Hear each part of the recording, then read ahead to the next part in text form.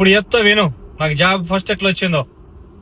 యూకేలో యుఎస్ లో లాగా ఇక్కడ కన్సల్టెన్సీస్ ఉంటాయి, అర్థమైందా? సో మాస్టర్స్ అయిపోయినాక నేను 3 జాబులు చేస్తుండే పార్ట్ టైం. మనకి ఇక్కడ ఏ ప్రాపర్ జాబులు రావురా భయ్ అని. తర్వాత అదో ఇన్సిడెంట్ ఇదో ఇన్సిడెంట్ అయ్యి జాబ్ రావాలని పట్టుబట్టి కూర్చున్నాయి ఇక, అంతే జాబ్ కావాలని. అయితే అప్పట్లో నాకు అజయ్ బ్రదర్ అని ఒక ఆయన పరిచయం అయ్యాడు.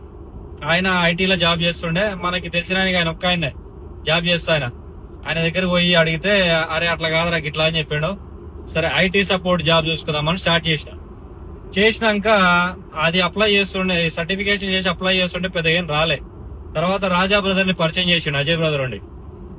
ఇక వీళ్ళిద్దరిని నేను పట్టి పీల్చి చెండాడి గజ్జి పడ్డాడు అట్లా.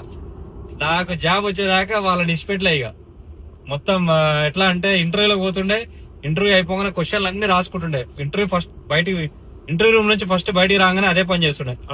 ఆడేం అడిగిండు నేనేం చెప్పిన కథం.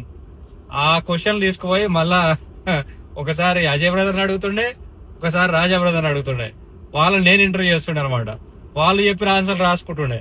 అవన్నీ రాసుకొని మళ్ళీ ఆ ఆన్సర్లని చదువుకొని అవి మళ్ళా నా వర్షన్ లో చెప్తుండే నెక్స్ట్ ఇంటర్వ్యూలో. అట్లా ఒక 5-6 ఇంటర్వ్యూలో పోయినాక ఏమైతుందిరా అవే క్వశ్చన్లు అడుగుతారు మళ్ళా, అర్థమైందా? మనకి 10th class law all in one అనేది దొరుకుతుండే ఒకటి. అదేముంటుండే అంతకుముందు ఎగ్జామ్స్ అన్ని ఒక దాంట్లో గుట్టేసి దానికి ఆన్సర్ రాసి దాంట్లో గుట్టేసి అమ్ముతుండే, అర్థమైందా?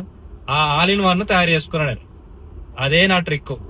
మనకి ఎక్స్పీరియన్స్ లేదు, బొక్క లేదు, కాకపోతే తపన తెచ్చుకోవాలి, ఖచ్చితంగా జాబ్ తెచ్చుకోవాలనే తపన ఉండే, అర్థమైందా? ఎట్టి బస్సులో తెచ్చుకోవాలని. అది మొత్తానికి అటు చేసి 11 ఇంటర్వ్యూలు పోయినా తమి, అర్థమైందా? 11 ఇంటర్వ్యూలు పోతే ఒక్క ఇంటర్వ్యూ సక్సెస్ అయింది. మనకు కావాల్సింది ఒకటే కదా, ఒక్క సక్సెస్ అయితే చాలు. అది అట్లా జాబ్ వచ్చింది. జాబ్ వచ్చినాక మళ్ళా ఆ జాబ్లో ఎన్ని తంటాలు పడ్డానో నాకే తెలుసు. సర్వైవే కాదు థ్రైవ్ అయినా.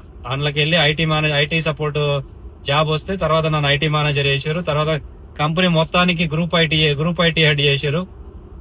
తర్వాత నేను కంపెనీ చేసి పెట్టి నా బిజినెస్ నేను పెట్టుకున్నాను. అదిరా నా కథ అంతా. రే జై ఏనుగు అని గూగుల్లో కొట్టురి, నా కథ అంతా వస్తుంది, అర్థమైందా? నన్ను మాటలు తిట్టాలని చూడకూరి. Okay, follow for more. All the best.